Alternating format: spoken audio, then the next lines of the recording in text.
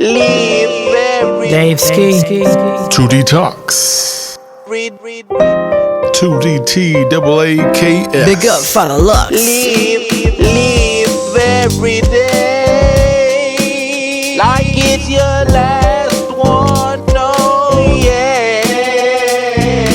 Let's organize reasoning and knowledge. Spent 2 more years to get through college. Doesn't really matter anymore anyways, cause knowledge of the gods lasts more always. All the way until this day, yep. All the way until this day you wanna front. And yo, peace goes out to the gods. Check 1, 2. The gods. That's right. Check it out. Mellow choice with the golden voice in the cybersphere, my dear Dave Ski. Yeah. Lord Dijal. LORK. Let's organize reasoning and knowledge. Yes, y'all.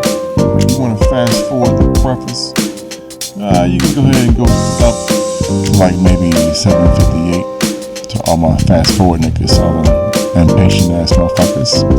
But you know, whoever wants to stick around for the peaceful intro energies, check it out.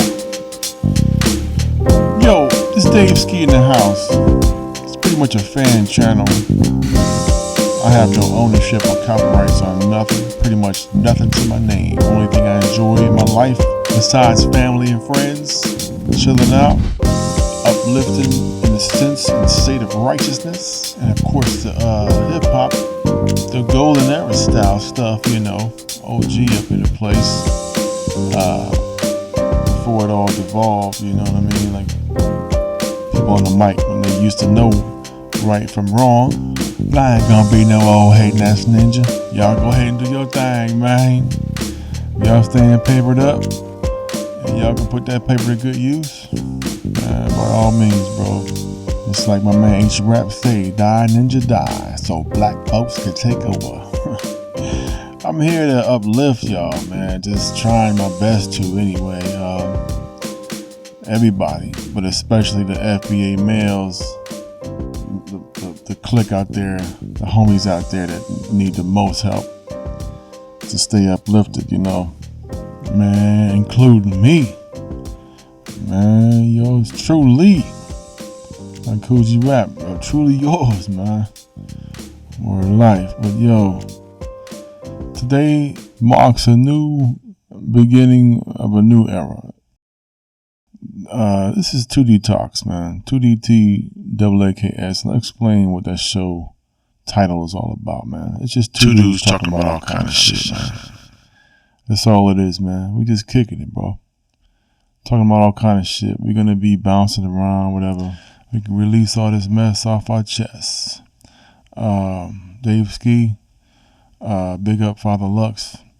Maybe one day Father Lux will get up here and be on the mic with us, but until then, you know, he's always here in spirit while he's out there trotting around on the earth, trying to do his thing, navigating through the wickedness of the square game. But you know, points off the bench, we're going to have Irv Scratch come through and talk some shit, you know. Might have Big City Red come on in, drop his 2 cents. Right now, I'm going to go ahead and moderate some stories, try to be the best raconteur I can for y'all. At the end of the show, we're going to do a couple rhymes from some records in the past. And if y'all can guess them, y'all get some prize money right on your Skyber account. So stay tuned for that. And I'll explain all them details on that, you know, once we get to the rhyme activities. But right about now, let's talk a little bit about the ghetto, the hood, man. What's going on in the hood.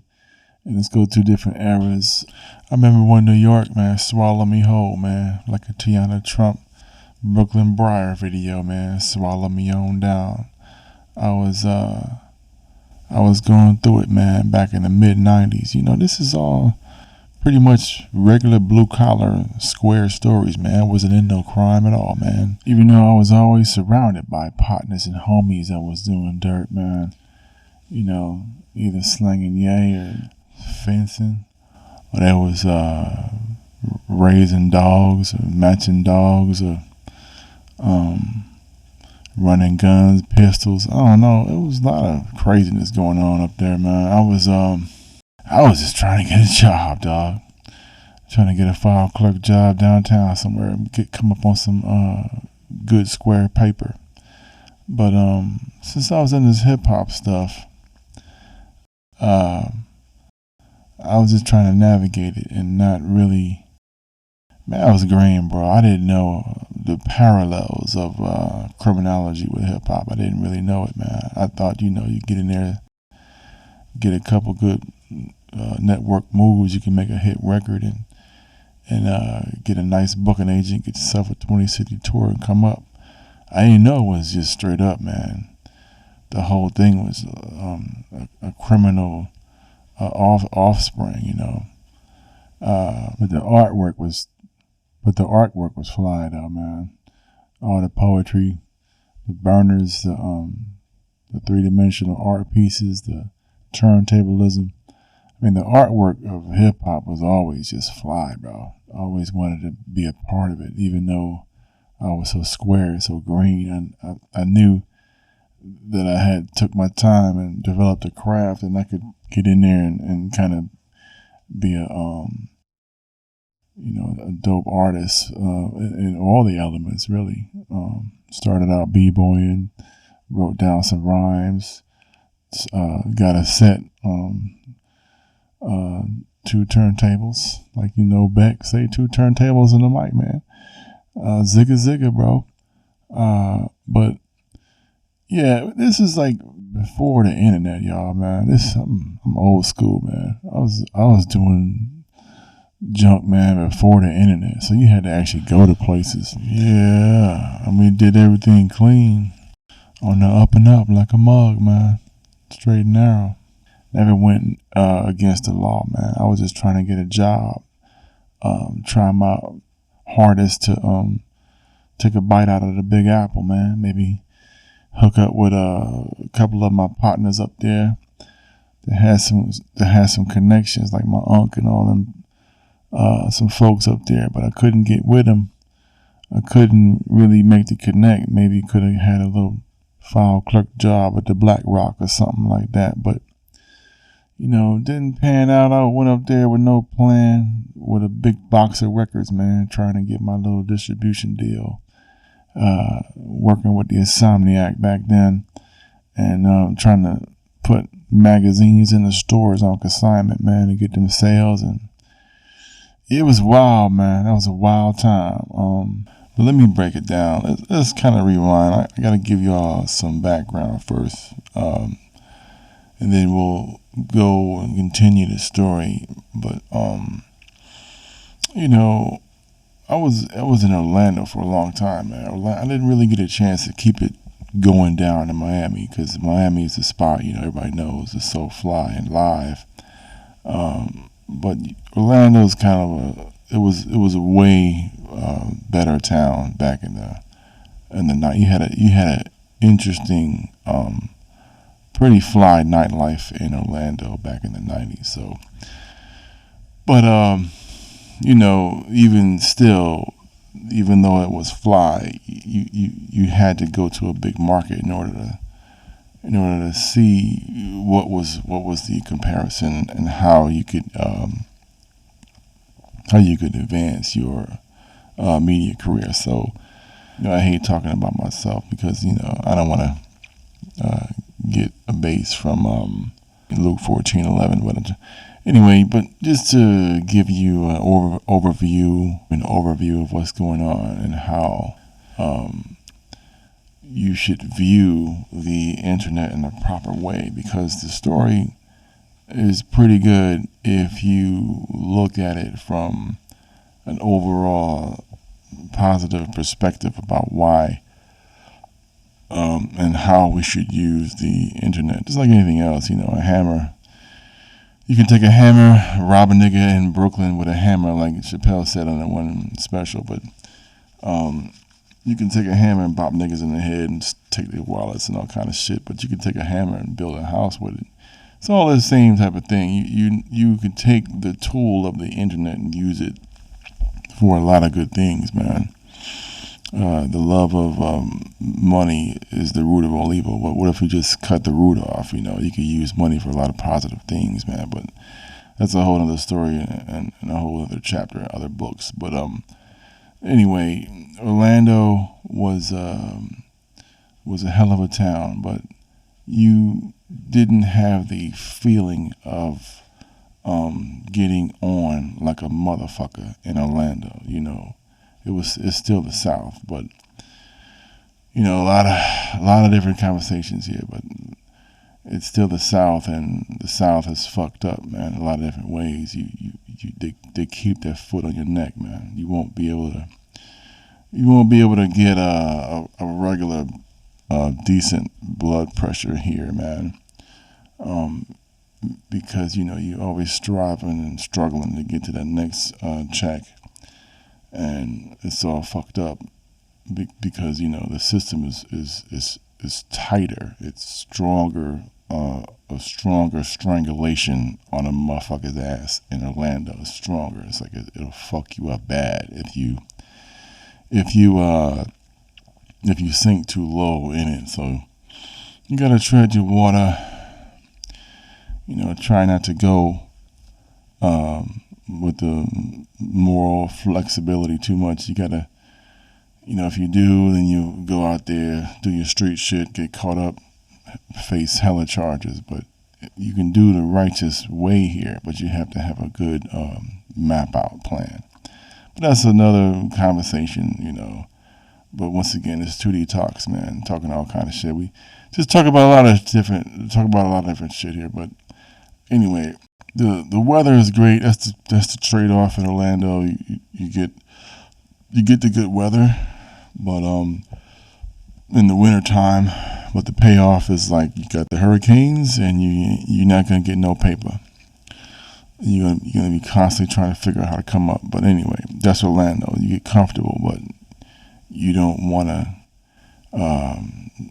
get caught up in the quicksand of fuckery here, and a lot of motherfuckers do, and that's when they sink lower than the sunken place. And once you are aware of that shit, then you be able to tread water, maintain, get a couple jobs, move up in the managerial game, you know, play the supremacist construct the right way, and you'll be level. You can level it, and you can tread water fairly, you know, fairly easily. Tolerable and palatable is the right word, you know. But you gotta be real careful, man. Anyway, so I was in Orlando trying to map out a little plan, and I was like, you know, fuck it, man. I gotta go to a big market. If I'm gonna do this rap shit, we're gonna see what's up. Green as a motherfucker, man. Gumby green. Greener than a green thumb of a gardener that's doing grow houses. Green as fuck, man. I didn't know, man. Because New York is nothing but epicenter of criminals going buck wild like a motherfucker, man. But that was, the mid-90s. Especially the mid-90s, a lot of shit was popping. A lot of different veins of the right lanes, moral flexibility lanes, and then all-out straight criminal lanes. And, you know, my dumb ass, I went to New York in the wintertime, the blizzard of 96, 16 inches of snow, and didn't have any type of Timberlands, I had one pretty decent leather coat, the Ruffiano with the fur on the inside, detachable zipper joints. It had that. I had the Adidas bubble, kind of like a knee length green and white with the black and white stripes going down each arm, with the detachable white and green hoodie on with that joint. That was a decent winter coat. And I didn't really have any flying winter gear. I just went up to the Big Apple on a whim, thinking like, whoa, I'm gonna do this shit. Let's get into a big market and take over this shit. You know, that invincibility mentality of a young buck trying to come up and get it popping in a big ass city. Meanwhile, the city's like looking at you like Jaws, and you don't even know that Jaws is right below your motherfucking boat, ready to eat your motherfucking ass up. But I didn't really. I was like, well, let's give this shit a shot and see what's up. I was trying to be as calm and nonchalant as possible. So, working for the Insomniac, I had a little plan from my homie Iz when the magazines were actually physical and compiled with a single. We had a little independent record label that we were trying to push a record and get it sold. But it was interesting because once I got off the plane in '96, I had the records. They were to be shipped to the spot that I was at, and the living conditions in New York and the Bronx. Total culture shock, man. Just didn't know what the setups were. The whole New York experience is nothing but, I don't know how it is now. I think that's just all changed, but you probably still have spots. All the New York motherfuckers know what's up, but back then it was like, you had a lot of block protocols, which I didn't know nothing about, but my homie Al schooled me on all kind of shit and start getting acclimated to the block protocols as every day you would learn new things about it. So 96 January, cold as fuck, negative 16 degrees with a wind chill. They would say it's brick outside. You can't go outside. You can't go out there more than 30 minutes a day. So I was there, and the radiators would come on maybe 3 times a night, maybe 4 times in the daytime. Some buildings were less than that. The steam radiators, they would give you a little steam, heat the place up, but it was an experience. It was culture shock like a motherfucker. So anyway, January '96 got acclimated to all different types of culture shocks going on. Going through this cold ass weather, but that didn't really bother me because of the Michigan days. When I was a kid, I grew up in Michigan on the outskirts of Detroit, and the small areas on the outskirts of Detroit. So, the cold weather was fucked up, but it didn't bother me a lot because I could remember how to adjust to that shit from the Michigan days. So one time, Iz had let me know. It was like this new thing going on down 600 Broadway. It was called the Internet Hip Hop. Internet Hip Hop was some new thing. This I'm saying, man, yo, this is before the internet, man. We didn't know nothing about that shit. It was a life without computers, no cellies, nothing like that. There was nothing like that shit, man. You still had landlines. Motherfuckers had landlines, answering machines and shit. And the whole technological world was very prehistoric, and young motherfuckers, I know y'all, man, couldn't even imagine like living without these phones now. But it was a life without no phones. The whole thing. Remember the beeper tire from the Public Enemy video. Everything was, they still had them. They were fading out a little bit, but they still had them beepers, and motherfuckers was doing their connections through the beeper shit. But anyway, so Internet hip hop, 600 Broadway. Down there, Manhattan. There's this big ass, felt like a warehouse and shit, and felt like a warehouse that they tricked out and made it into some hip hop vibe room where they had a whole room full of computers. I'm trying to give you this scene here. Like, you go in there, it wasn't really heated either. You still had to have your winter coat on in that bitch. But the energy of the people kind of warmed it up.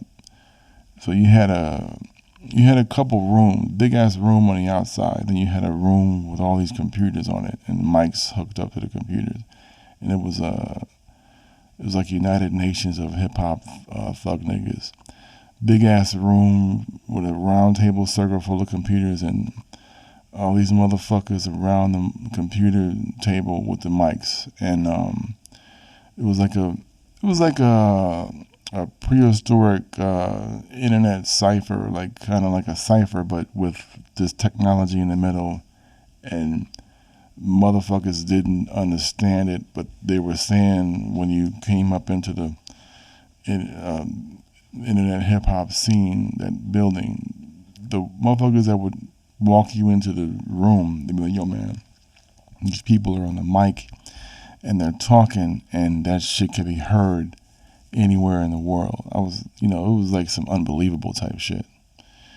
And walked in, and it was a lot of people in there. It was like, it was probably maybe 300 deep. They would have this shit maybe once a week, but sometimes they would do it like, I'm thinking it was Wednesday nights. I'm not too sure, but Internet Hip Hop 600 Broadway was Wednesday nights, I think, and then maybe they would not do it every Wednesday, maybe a third Wednesday, or some shit would pop off, and you would have to know it from word of mouth that this shit's gonna be popping off. So Internet Hip Hop 600 Broadway, went in there, big ass motherfucking cipher, computers, mics, 300 people in that bitch, mostly rap niggas, man, hip hop niggas ready to get on ciphering. Like, it was like a huge cipher, but nobody was rapping. It was when I went that one time,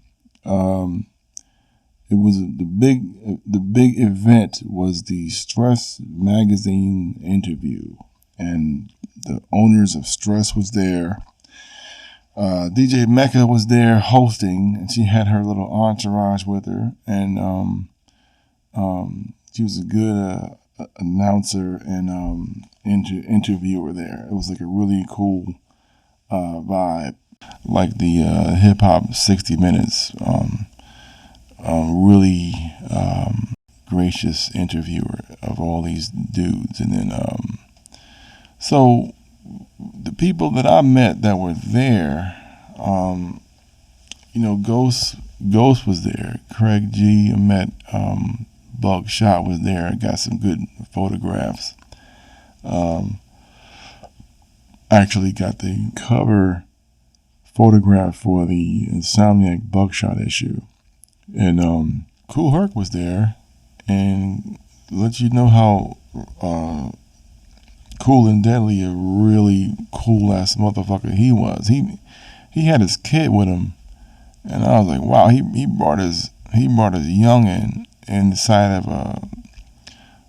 internet hip hop shit with all these motherfuckers there, and I thought that was interesting. And he had his kid with him on his lap while he was being interviewed, and he was talking into the mic when all these other motherfuckers were there, and the main motherfuckers was from Stress magazine.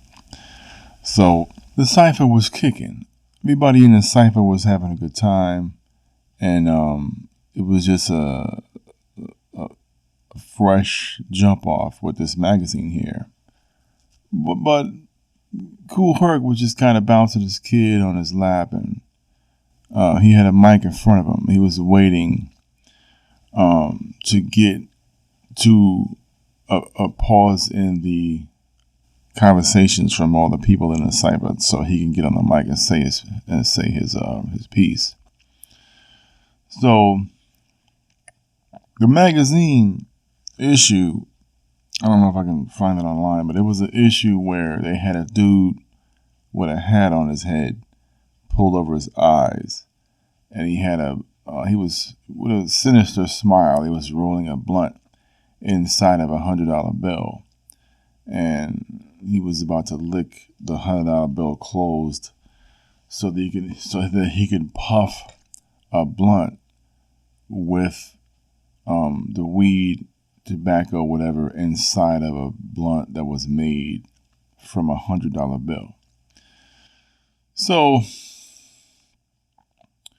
keep that in mind, because that's what the punchline is here. When everybody was talking about the magazine, who was in it, what the interviews were inside, how the whole thing was like a nice little junket for Stress magazine. So yeah, I think that was issue 6, Smoked Out City issue.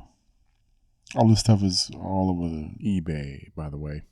The whole thing was like a nice little junket for Stress magazine. So the cipher kind of got some airspace there. Kool Herc jumped in.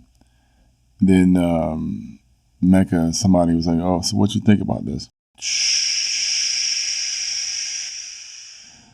Immediately, Kool Herc got on the mic and said, "Man, this is bullshit." And everybody was like, "Yo, what?" You seen the jaws drop on motherfuckers' faces, man. He was like, "Man, I'm looking at this." Herc was like, "Man, I'm looking at the cover of this magazine, man. Why you want to put this on the cover when there's high times for this?" He was speaking about context. It's like, yo, there's already a magazine that talks about cannabis culture, spiritual meditation, and that in a more of a righteous setting. Why would you want to bring that to a cover forefront of a hip hop magazine? And Kool Herc was like, "Man, if you do cannabis in the wrong context, your mind could get cluttered. And this is not the right context for this. You guys are fucking up hip hop by advocating the cluttering of the mentals of the youth." And he said that shit, man. I was astounded, man. Chills was running all up and down my body, man. I was like, yo. He smooth told him that, yo, this is the beginning of the devolvement. You shouldn't be doing it. It's like, man, it's all about the skills within different elements of the culture and how you perfect those skills, and how the journalists can look at each one of those different elements and report on how a particular artist is crafting their skills. That's what Herc was talking about, but nobody was getting it at all. He was like, yo, most of the niggas in the cipher were just quiet. They didn't know how to respond. And Herc was like, "Man, this is bullshit, man. You're trying to clutter the mentals of hip-hop youth, and this shit ain't right." So he said that piece, and nobody kind of responded. And then he just got up, man, and walked the fuck out, man. He's like, "Fuck y'all." But he did it in a calm way. He was like, "Man, this is bullshit." And after he got up, he was mingling on the outside of the computer cipher. And that's where I kind of met him, got a flick, shook his hand, and said, I just told him, man, thanks for those words. Those words meant a lot to me. Because it was like, wow, you know, one of your debut issues, you're just going to slap drugs on the cover. And have that shit as a blinging cover with a motherfucker putting a burn up $100. Just, you know, I get it, man. It was, you know, it was foul, but that was it. That was 600 Broadway Internet Hip Hop. The introduction of the internet in hip hop, and you know, what can you take from this story? Well, you know, it's belief systems, man. The dude stood up for the original purposes of hip hop. He stood up, said a good piece on it, and didn't give a fuck, man. He's telling the truth. After he walked out, they went back to, like, you know, they were trying their best to play that shit off, and then they went back into their own thing. And then after the interview was over, some cat stepped up and started rhyming, and they had a good little cipher out of that. But it was an interesting night, and you know, big ups, man, to you know, the Godfather, man, the Godfather Herc, setting it straight. But and that's that. I'll give you guys a couple of rhymes. If y'all can guess these rhymes, send in the answers. I'll get you a little something. You might get a prize or give you some dap on the next show. All right. Check. Let's do 3. Let's see. East Coast, a little bit. Between late 90s, early 2010s. All right, first rhyme. But I tried seeing it, couldn't find me in it, and I was IDing it, looking for a reason to fall back, but still daydreaming of all the callbacks. If you see me, I guess it was denial. I gave up the fight, hoping you could downplay the downplays of my life. But everything is rearranged. I'm looking for a light switch, wishing that I never had to write this, knowing that I'm trying to be the best man that I can. Next up. From day to night, to day, they came to play, we came to stay, get out the way. Biatch, sunspot, heat rocks, Brooklyn's finest preservation of the beatbox. Friend of food, poison of detox. When we rock the people, I respond, priority. Last one. Yo, I know it's hard to deal with, but it's still fifth. I'm pledging that I'm legend like Will Smith. I'm trying not to be profane, but it still slips. Fuck it, even if I keep it clean, it was still tripping. Start to shut a brother down like a kill switch. I'm ahead of my time, I must be out of my mind. I'm thinking faster than the bullet flying out of the 9. They say I'm ahead of the game, man, I'm not even trying. I'm hitting a hell of a stride, man, I'm not even lying. Alright, 3 rhymes. Whoever guesses that, send it in, I'll give you a little prize. My Skyper at Gmail. MYSKYBER. Don't forget to put the name and where you're from. If you're hearing this show and somebody else send it in, just do it for fun. Send in what you think it is, and then I'll give you a little dap on the show. All right, don't hate on me yet, man. I know it's 2D Talks, 2 dudes talking, but these dudes are always texting me up. We're going to get them on the show, and we're going to have this thing more plush as the time goes on. So just bear with me. You know, we're going to get this thing popping. Father Lux, Earth Scratch, Big City Red, big ups. Dave Ski, yo, I'm out. See y'all next time. Peace.